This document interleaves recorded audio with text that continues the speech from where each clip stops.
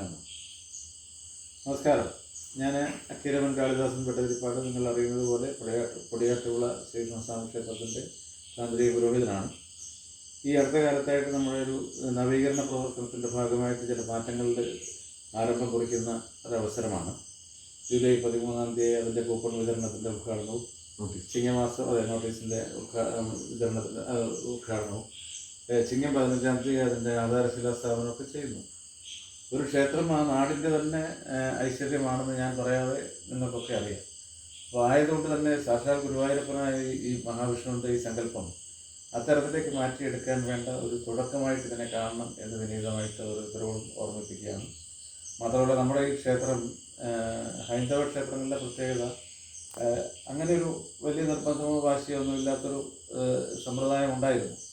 അതിൽ നിന്ന് വ്യത്യസ്തമായി നമുക്കൊരു പുതിയ സമീപനത്തോടുകൂടി ശ്രീ ഗുരുവായൂരപ്പൻ ഭഗവാന്റെ ഒരു അപാരമായ സാന്നിധ്യമുള്ള ഒരു കേന്ദ്രമായിട്ട് ഇതിനെ മാറ്റിയെടുക്കാൻ നാം എല്ലാവരും അക്ഷരാർത്ഥത്തിൽ നിങ്ങളുടെ ആളും അർത്ഥവും നൽകിയതിനെ വിജയിപ്പിക്കണമെന്ന് വിനീതമായിട്ട് ക്ഷേത്ര പുരോഹിതൻ എന്നുള്ള നിലയിൽ നിങ്ങളെ ഓർമ്മിപ്പിക്കുകയാണ്.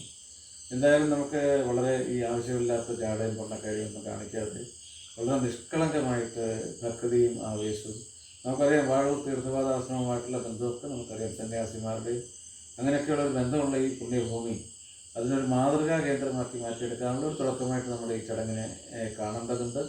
മാത്രമല്ല, ലോകത്ത് ഏറ്റവും നന്നായി കർമ്മങ്ങൾ നടക്കുന്ന ചുരുക്കം ചില ക്ഷേത്രങ്ങളിൽ ഒന്നായിട്ട് ഇതിനെ മാറ്റിയെടുക്കാൻ കഴിയും എന്നാണ് എൻ്റെ ആത്മവിശ്വാസം. അതുകൊണ്ട് തന്നെ ആ ശ്രീലകത്ത് പൂജ കഴിക്കുമ്പോൾ ഉണ്ടാകുന്ന ഭഗവത് സാന്നിധ്യം സാക്ഷാൽ ഗുരുവായൂരപ്പനായിട്ട് ക്ഷേത്രത്തിൻ്റെ വിനീതനായ പുരോഹിതൻ എന്നുള്ള നിലയിൽ അനുഭവസ്ഥനായിട്ടുള്ള ഒരു വ്യക്തി എന്നുള്ള നിലയിലാണ് ഞാൻ ഇപ്പോൾ നിങ്ങളോട് സംസാരിക്കുന്നത്. എന്തായാലും അതൊരു വലിയ മാറ്റത്തിൻ്റെ തുടക്കമായിട്ട്, അതായത് പലർക്കും നമ്മുടെ ക്ഷേത്രാരാധനയിൽ എനിക്ക് ഓർമ്മിപ്പിക്കാൻ തോന്നുന്നത് ഈ പലതിലും പല സമൂഹങ്ങളും ചെയ്യുന്ന സമർപ്പണം അത്രയും നമുക്ക് ചെയ്യാൻ കഴിയുന്നുണ്ടോ എന്ന് ചിന്തിക്കേണ്ടതുണ്ട്. കാരണം ഞാൻ പറയുന്നത്, ഈ മുസ്ലിം സമൂഹം ഉമിനീര് പോലും ഇറക്കാതെ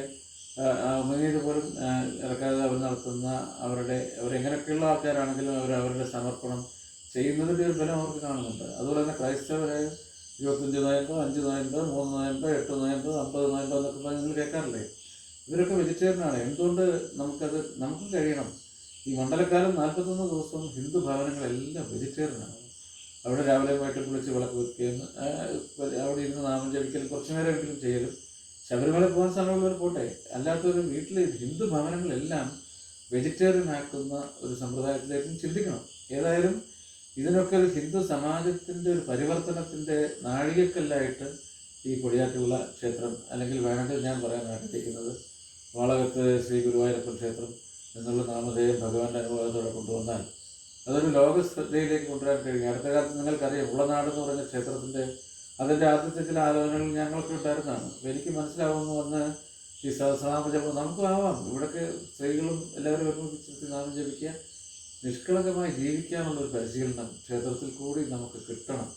ഇതിനകത്ത് നിങ്ങൾ ഈ ഹൈന്ദവ സമൂഹത്തിൽ എല്ലാവരും ഒരുമിച്ച് നിൽക്കുന്ന അതൊരു രാഷ്ട്രീയമല്ല ഞാൻ പറയുന്നത് ഹിന്ദുക്കളുടെ ആചാരങ്ങളെക്കുറിച്ച് ഒരു തിരിച്ചറിവ് ഉണ്ടാക്കാനും ഈ അവസരം നിങ്ങൾ ഉപയോഗിക്കണമെന്ന് വിനീതമായിട്ട് പ്രാർത്ഥിക്കുകയാണ്. ഏതായാലും നമുക്കെല്ലാം കൂടെ ഈ ക്ഷേത്രം ലോകത്തിന് മാതൃകയായിട്ടുള്ള ഒരു കേന്ദ്രമായിട്ട് അക്ഷരാർത്ഥത്തിൽ സമർപ്പണമുള്ളൊരു കേന്ദ്രമാക്കി മാറ്റിയെടുക്കാനുള്ള തുടക്കമായിട്ട് ഞാൻ ഇതിനെ കാണുകയാണ്.